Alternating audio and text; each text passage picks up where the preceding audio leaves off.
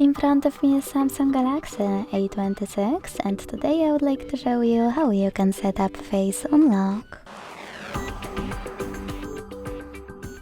Begin by opening settings and scrolling down to tap on security and privacy. Then hit lock screen. Enter your current screen lock and tap on face recognition. Hit continue. Tap on register, keep your face in frame and follow all of the instructions from your screen.